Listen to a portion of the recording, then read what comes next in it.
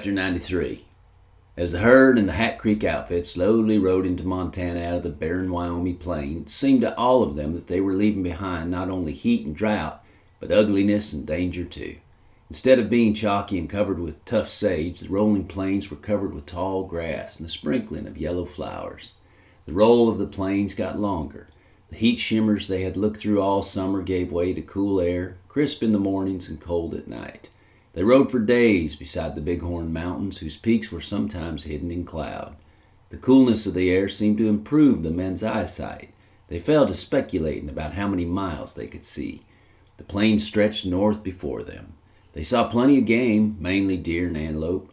Once they saw a large herd of elk, and twice small groups of buffalo. They saw no more bears, but bears were seldom far from their thoughts. The cowboys had lived for months under the great bowl of the sky, and yet the Montana skies seemed deeper than the skies of Texas or Nebraska. Their depth and blueness robbed even the sun of its harsh force. It seemed smaller in the vastness, and the whole sky no longer turned white at noon as it had in the lower plains. Always somewhere to the north there was a swath of blueness, with white clouds floating in it like petals in a pond. Call had scarcely spoken since the death of Dietz, but the beauty of the high prairies, the abundance of game, the coolness of the mornings finally raised his spirits. It was plain that Jake Spoon, who had been wrong about most things, had been right about Montana. It was a cattleman's paradise, and they were the only cattlemen in it.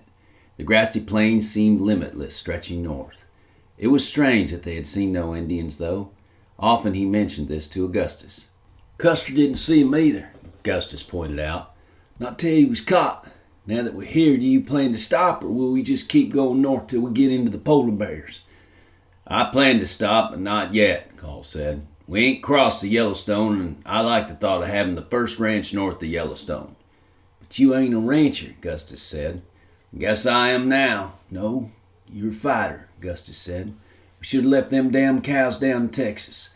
Used them as an excuse to come up here, and you ain't interested in them, and didn't need an excuse anyways. I think we ought to just give them to the Indians when the Indians show up." "Give the Indians 3,000 cattle?" Call said, amazed at the notions his friend had. "Why do that?" "'Cause then we'd be shut of them," Augustus said. "We could follow our noses for a change instead of following their asses. Ain't you bored?" "I don't think like you do," Call said. "They're ours. We got 'em. I don't plan giving them to anybody." "I miss Texas and I miss whiskey," Augustus said. "Now here we are in Montana, and there's no telling what will become of us." "Miles City's up somewhere," Call said. "You can buy whiskey." "Yes, but I'll have to drink it indoors," Augustus complained. "It's cool up here." As if to confirm his remark, the very next day an early storm blew out of the Bighorns. An icy wind came up and snow fell in the night. The men on the night herd wrapped blankets around themselves to keep warm. A thin snow covered the plains in the morning, to the amazement of everyone. Spettle Boys was so astonished to wake up and see it that he refused to come out of his blankets at first, afraid of what might happen. He lay wide-eyed, looking at the whiteness. Only when he saw the other hands tramping in without ill effect did he get up. Newt had been curious about snow all the way north, but he had lost his jacket somewhere in Kansas, and now that the snow had actually fallen, he felt too cold to enjoy it. All he wanted was to be warm again. He had taken his boots off when he lay down to sleep, and then snow had melted on his feet, getting his socks wet. His boots were a tight fit, and it was almost impossible to get them over his wet socks. He went over to the fire barefoot, hoping to dry his socks, but so many of the cowboys were huddled around the fire that he couldn't get a place at first.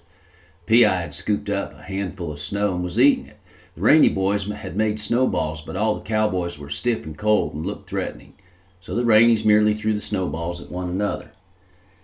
"This snow tastes like hail, except that it's soft," P.I. observed.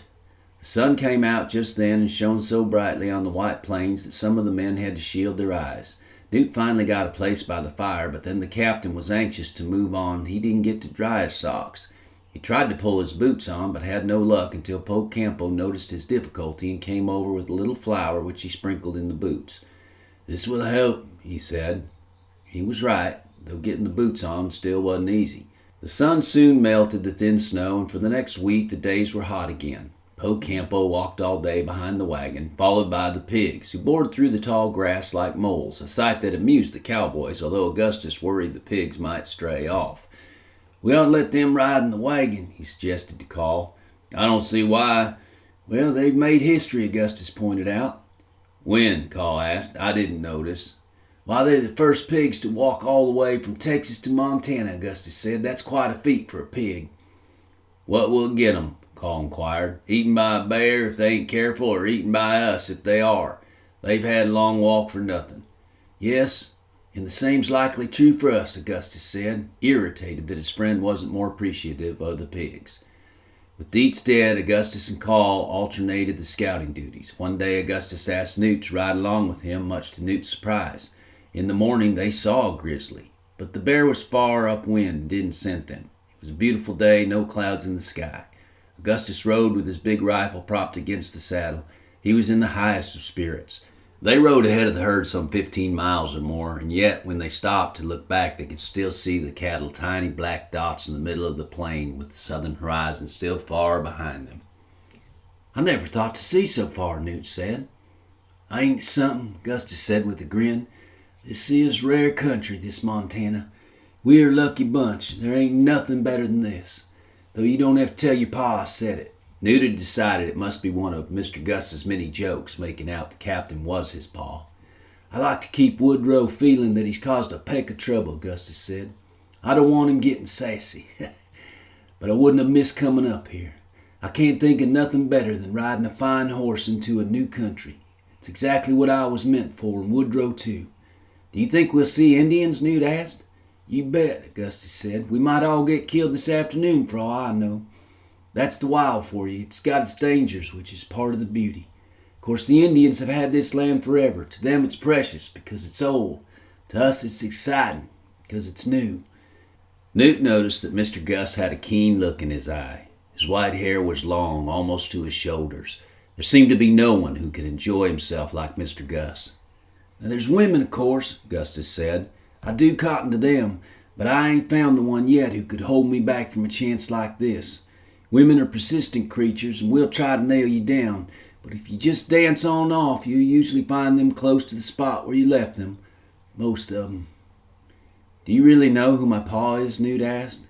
Mr. Gus was being so friendly he felt he could ask.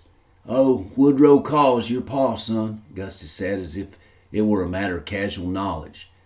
For the first time, Newt felt it might be true, although extremely puzzling. Well, he never mentioned it, he pointed out. Just being told such news didn't settle much. In fact, it just made new problems, for if the captain was his father, then why hadn't he mentioned it? It's a subtle problem, Augustus said. Newt didn't find that a helpful answer, mainly because he didn't know what subtle meant. Looks like he'd mention it, he said softly. He didn't want to criticize the captain, especially not to Mr. Gus, the only man who did criticize the captain. It wouldn't be his way to mention it, Augustus said. Woodrow don't mention nothing he can keep from mentioning.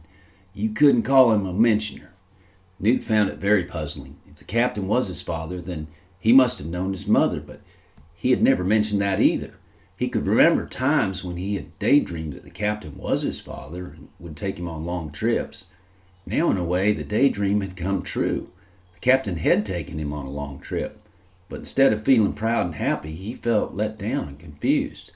If it was true, why had everybody been such a long time mentioning it? Dietz had never mentioned it. P.I. had never mentioned it. Worst of all, his mother had never mentioned it. He'd been young when she died, but not too young to remember something so important. He could still remember some of the songs she had sung to him. He could have remembered who his father was. Didn't make sense, and he rode beside Mr. Gus for several miles, puzzling about it silently. Did you ask me along to tell me? Newt asked finally. Yep, Augustus admitted. Newt knew he ought to thank him, but he didn't feel in the mood to thank anybody. The information just seemed to make his whole life more puzzling. It spoiled every good thing he'd felt for most of his life, not only about his mother, but about the captain, and about the Hat Creek outfit as a whole. I know it is tardy news, Augustus said. Since Woodrow ain't a mentioner, I thought I'd tell you. You never know what might happen. I wished I'd known sooner, Newt said. It was the one thing he was sure of. Yes, I expect you do, Augustus said. I ought to have discussed it sooner, but it was really Woodrow's place to tell you, and I kept hoping he'd do it, though I knew he wouldn't. Is it that he don't like me? Newt asked. He felt longing to be back in Texas. The news coming when it did had spoiled Montana. No, Gustus said. What you have to understand is that Woodrow Call is a peculiar man. He likes to think that things are a certain way. He likes to think everybody does their duty, especially him. He likes to think people live for duty. I don't know what started him thinking that way. He ain't dumb. He knows perfectly well people don't live for duty, but he won't admit it about anybody if he can help it, and he especially won't admit it about himself. Newt saw that Mr. Gus was laboring to explain it to him, but it was no good. So far as he could tell, the captain did live for duty. What did that have to do with the captain being his father? Woodrow don't like to admit that he's like the rest of us, Gustus said, seeing the boy's perplexity. He ain't, Newt said. That was obvious. The captain never behaved like other people. He ain't, that's true, Gustus said.